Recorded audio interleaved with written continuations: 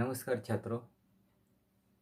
कक्षा 12वीं के हिंदी विषय के पाठ क्रमांक 4 आदर्श बदला लेखक सुदर्शन जी का हम पाठ पढ़ रहे हैं। ये मेरा तीसरा लेक्चर है।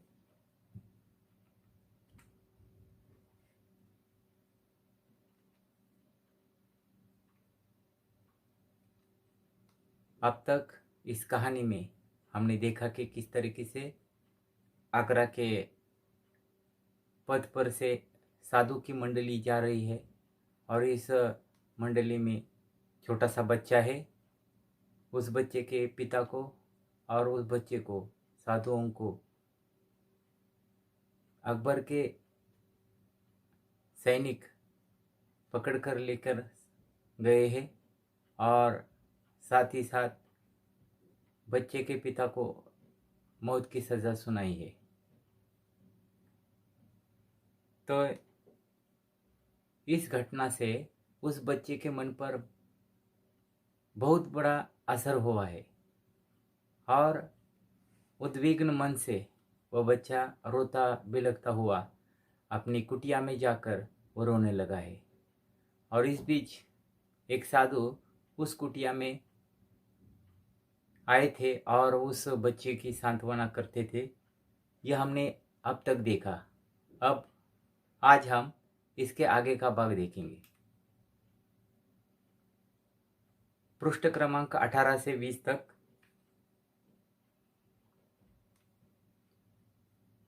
कुछ दिनों बाद यही सुंदर युवक साधु आगरा के बाजारों में गाता हुआ जा रहा था। लोगों ने सोचा कि इसकी भी मौत आ गई है।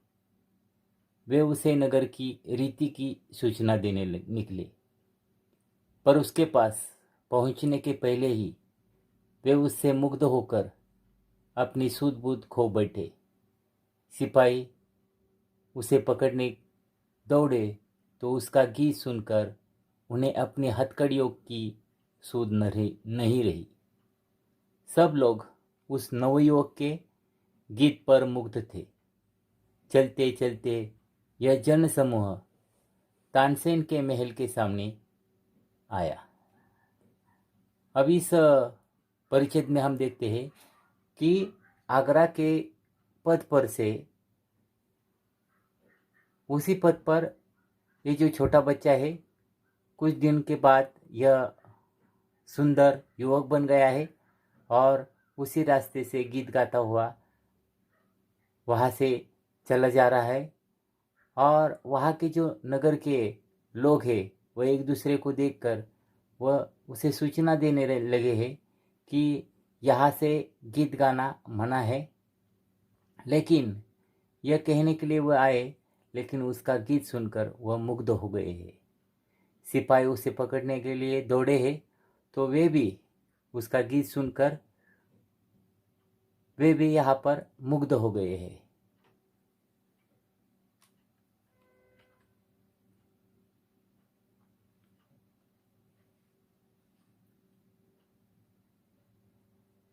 तानसेन बाहर निकला और वहाँ के लोगों को देखकर वह हैरान हुआ। फिर सब कुछ समझकर नवयुवक से बोला, तो शायद आपके सिर पर मौत सवार है।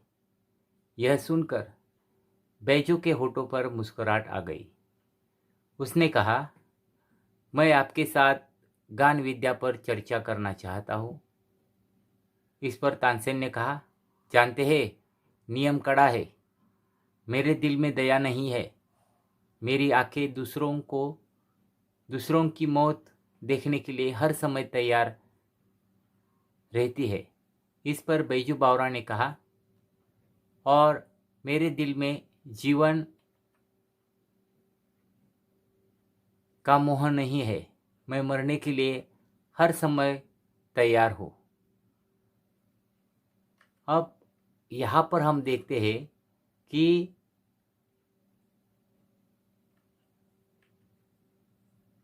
तानसेन जो है अपने महल से बाहर आ गए हैं और वहाँ पर जनसमूह और लोगों की आवाज़ सुनकर वे वहाँ पर आ गए हैं कि कौन यहाँ पर गीत गाता कौन गीत गाता है। और यहाँ पर वो देखते हैं कि एक नवयुवक गीत गाता है और उस नवयुवक से तानसेन जी कहते हैं कि आपके सिर पर मौत सवार है। और यह बात सुनकर बैजू के होठों पर मुस्कुराहट आ जाती है। वह भी कहता है कि मुझे आपके साथ गान विद्या पर चर्चा करनी है। इस पर तानसेन जी कहते हैं कि जानते हैं नियम कड़ा है, मेरे दिल में दया नहीं है। यानी उसका जो भी स्वभाव है वह तानसेन जी बैजू बावरा को यहाँ पर बता देता है। मेरी आंखें दूसरों की मौत देखने के लिए हर समय तैयार रहती है, ऐसा वह कहता है। इस पर बैजू बावरा कहता है कि और मेरे दिल में जीवन का मोह नहीं है, मैं मरने के लिए हर समय तैयार हूँ। राग युद्ध नगर के बाहर वन में आयोजित किया गया था। बैजू ने सितार उठाया और उसने पदों को हिलाया तो जनता ब्रह्मानंद में लीन हो गई। अब ये जो राग युद्ध है तानसेन और बैजू बावरा के बीच में यहाँ पर छिड़ गया है, वह वन नगर के बाहर एक वन है, वहाँ पर आयोजित किया गया है।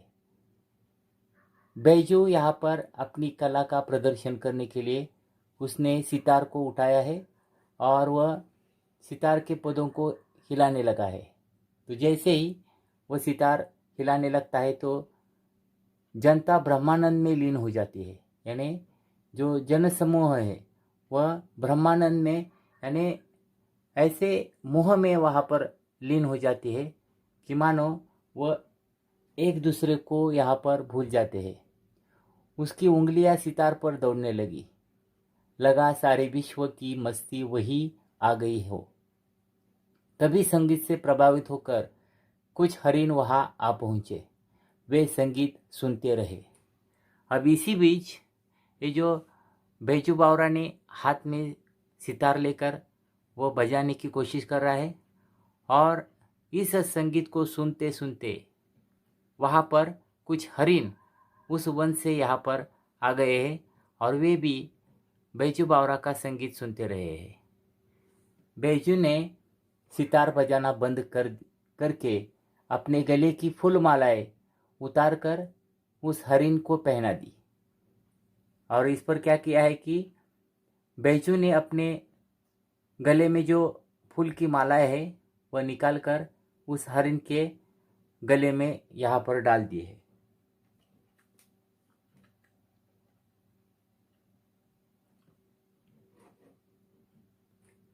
इस पर हरिण चौकड़ी भरते हुए गायब हो गए। बैजू ने तानसेन से कहा, तानसेन मेरी फूल माला यहाँ से मंगवा दे, तब जानू कि आप राग विद्या जानते हैं। अब यहाँ पर जो हिरन के गले में बैजू बावरा ने जो फूल की मालाएं पहनाई है वे यहाँ से गायब हो गए हैं। अब इस पर बैजू तानसेन से कहता है कि तानसेन मेरी फूल मालाएं यहाँ से मंगवा दे, तब जानो कि आप राग विद्या में कुशल है, यह मैं यहाँ पर जान सकता हूँ। इस पर तानसेन सितार हाथ में लेकर बजाने लगता है। इतनी एकाग्रता के साथ अपनी जीवन में कभी सितार उन्होंने यहाँ पर बजाया नहीं था। आज वह जीतने की वजह से बहुत समय तक सितार बजाता रहा, पर लोगों ने उसे पसंद नहीं किया। तानसेन पसीना पसीना हो गया, फिर भी हरिण नहीं आए। इस पर गुस्से से बैजू को उसने कहा कि अब यहाँ पर क्या हुआ है कि तानसेन अपने हाथ में सितार लेकर वह जीतने की कोशिश कर रहा है और बजाने लगा है। इसके पहले उसने इतनी एकाग्रता के साथ अपने जीवन में कभी भी सितार नहीं बजाया था और वह सितार बजाता बजाता चला रहा है। वहाँ इकट्ठा हुए लोगों ने उस सितार को यहाँ पर पसंद नहीं किया और इस पर तानसेन पसीना पसीना हो गया है। फिर भी हरिण नहीं आए। इस पर गुस्से से बैजू को उसने कहा कि हिम्मत है तो दोबारा बुलाकर दिखाओ उस हरिण को। यह सुनकर बैजू ने सितार पकड़कर बजाने लगा तो हरिण फिर बैजू के पास आ गए। बैजू ने उनके गले से मालाएं उतार ली। अकबर ने अपना निर्णय सुना दिया। बैजू बावरा जीत गया, तानसेन हार गया। अब यहाँ पर क्या हुआ है कि तानसेन जी को यहाँ पर गुस्सा आ गया है कि मेरे इतने सितार बजाने के बावजूद भी हिरन नहीं आते।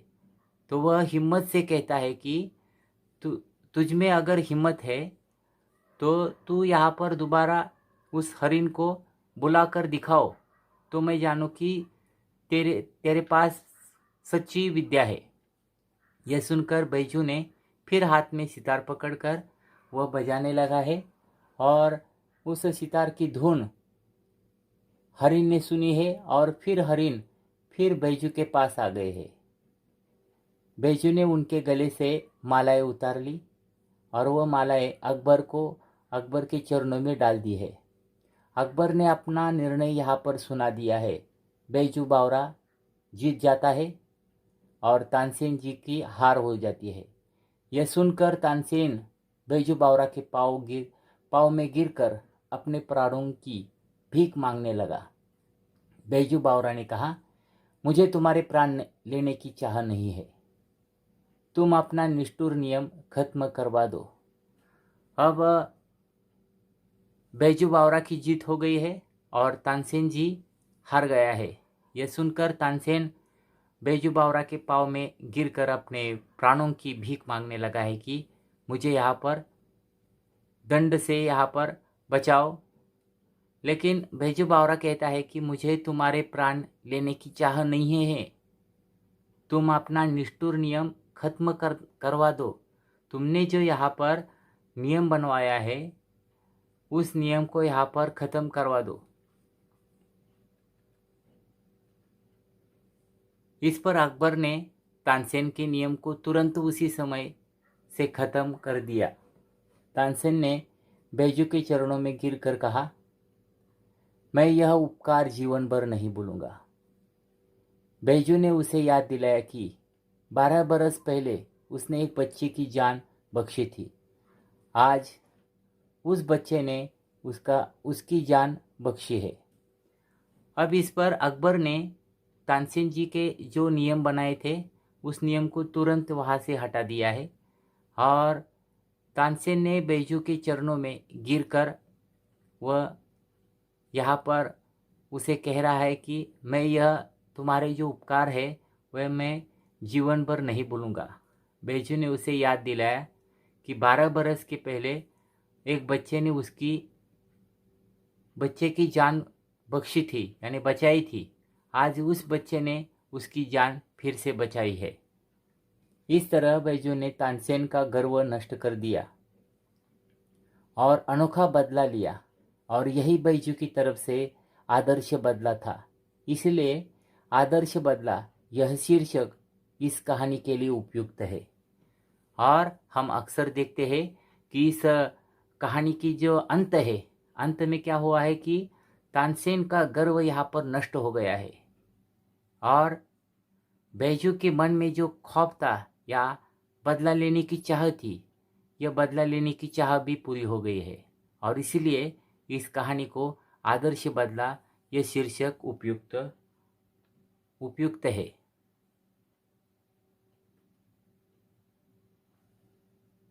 यह चित्र है। इस चित्र में यहाँ पर अकबर बादशाह है, तानसेन जी और बैजू बावरा बैठे हैं और जन समूह यहाँ पर खड़ा है और बैजू बावरा के गीत सुनकर हरिण यहाँ पर आए हुए दिखाई देते हैं इस चित्र में।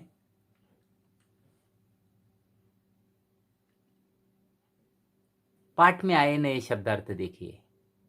मौत नाचना यानी मृत्यु सामने दिखाई देना। खिसियाना यानी लज्जित होना। ताशीर इसका मतलब है प्रभाव। अगाध इसका मतलब है अथाह। निष्ठुर इसका मतलब है कठोर। अधीर इसका अर्थ है धैर्य रहित या उतावला। अब यहाँ पर हमारी कहानी पूरी हो जाती है।